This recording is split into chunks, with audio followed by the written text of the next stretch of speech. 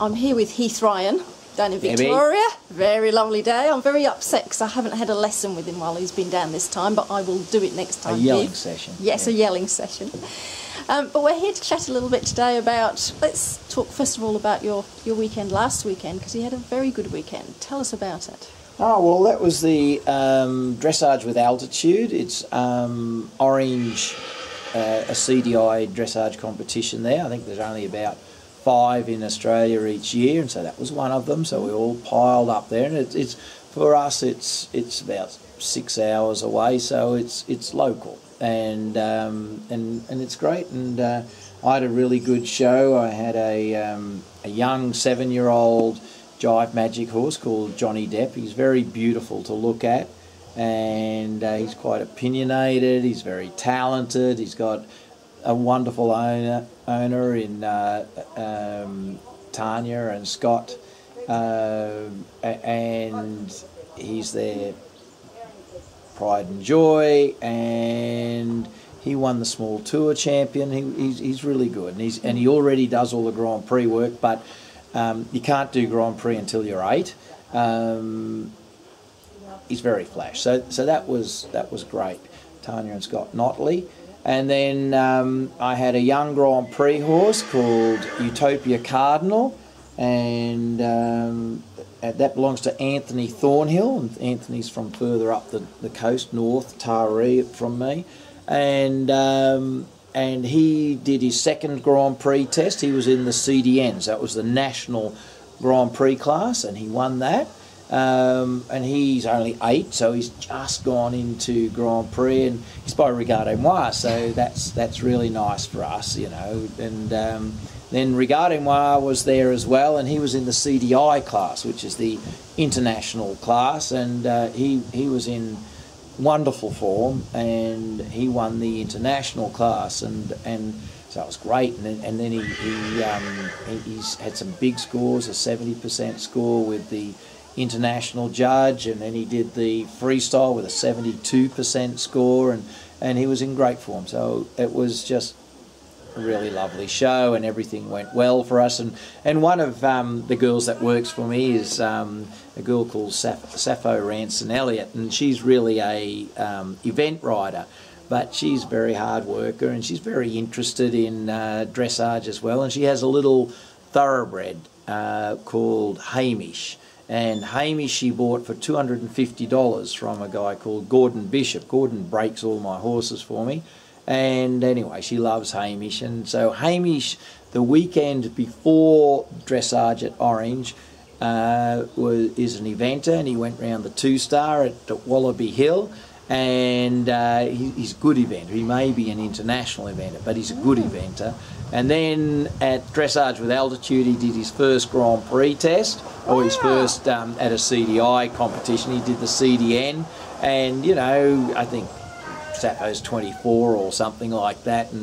And you know, when I was 24, I couldn't ride a horse on the bit. You nevertheless do Grand Prix, and so that was a wonderful story. I don't think there's another horse in the world that can do serious level eventing one weekend, the next weekend go to a CDI and do a Grand Prix dressage competition, and so that was really good as well. And yeah, so yeah. Well, maybe not many horses, but you definitely can go from, you know, a CDI to a 4-star competition. And so what's happening with your eventing horses at the moment? It's not like, you know, eventing, I definitely sort of on my way back into that world. I sold my 4-star horse, Mystery Whisper, to Philip Dutton, and he rode for the States at the London Olympics, and took Mystery Whisper around there, and that was good. I wasn't going to take Mystery Whisper on the Olympic team, or he wouldn't have got there. I'd have liked to have, but I wasn't good enough to make the team.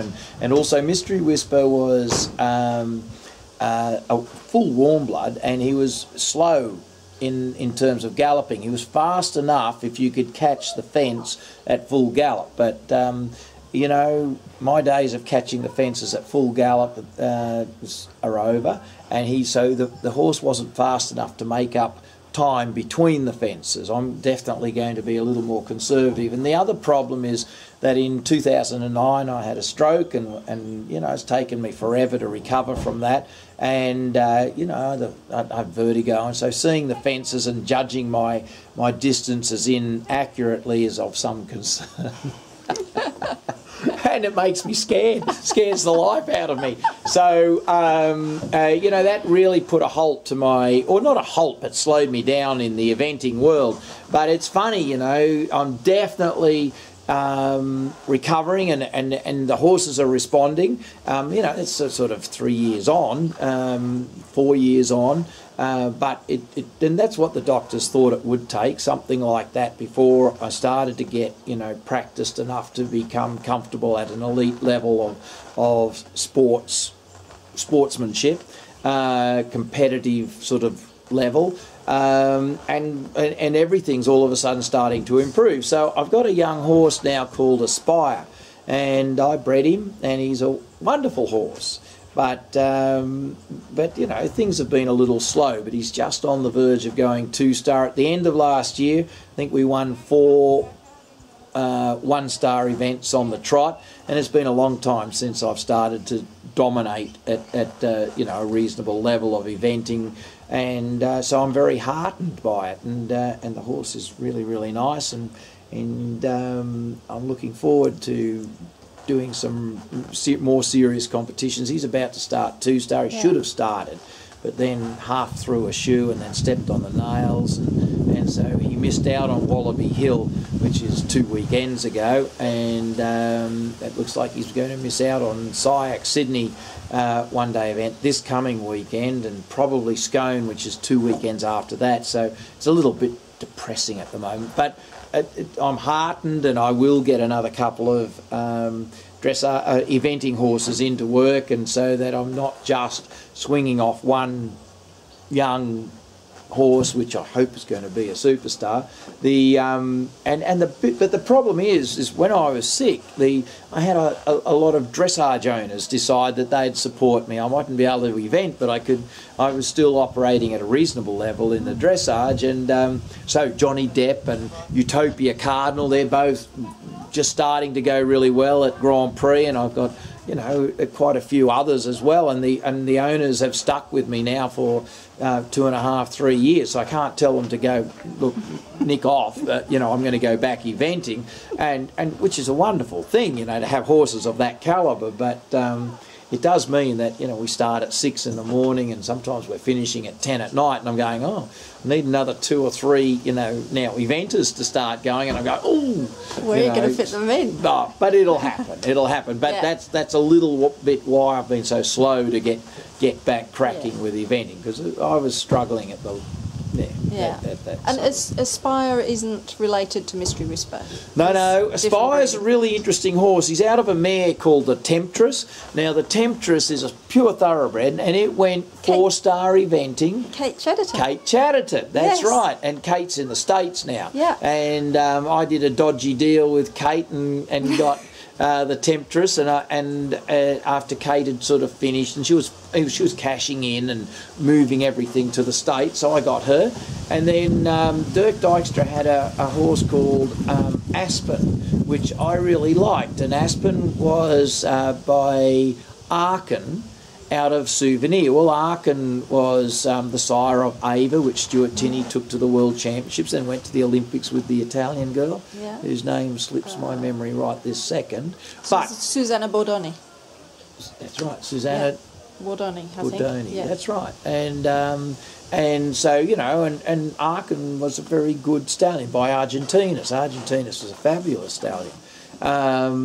And so I love this stallion of Dirk's, and so that's who Aspire is by Aspen, and I bred him because I was hoping for a superstar eventer. I was going to keep him as a stallion, but he's so spooky. He's the spookiest horse I've ever ridden, and so he didn't stay a stallion. But and I didn't know if I was going to be able to ride him. I guess I still don't, because, you know, as a kid, you know, when you're in your teens or you're at 20s, you know, and the horse spooks, you sort of sit down and you just gun them. Well, These days it scares the life out of me.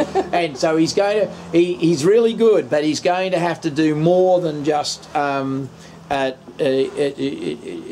know, just be talented. He's going to have to take me sometimes when the going gets really tough. Mind you, because he's been difficult, he's the best schooled horse I've ever had. I'm not going out there on a horse that needs a yanging ride, you know. He needs to be really sophisticated, and he is.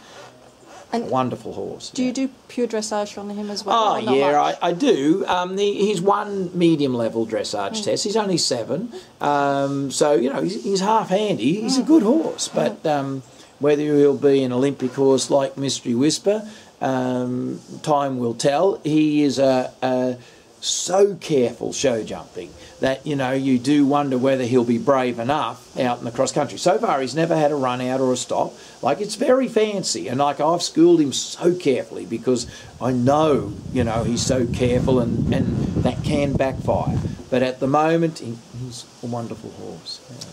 Well, we're looking forward to seeing him when he gets over his little minor injury. Yeah, we'll see him out and about in 2013. We'll be following with great interest. And thank you very much for your time to talk to us today. Thank you very much, Thanks. Debbie. Thank you.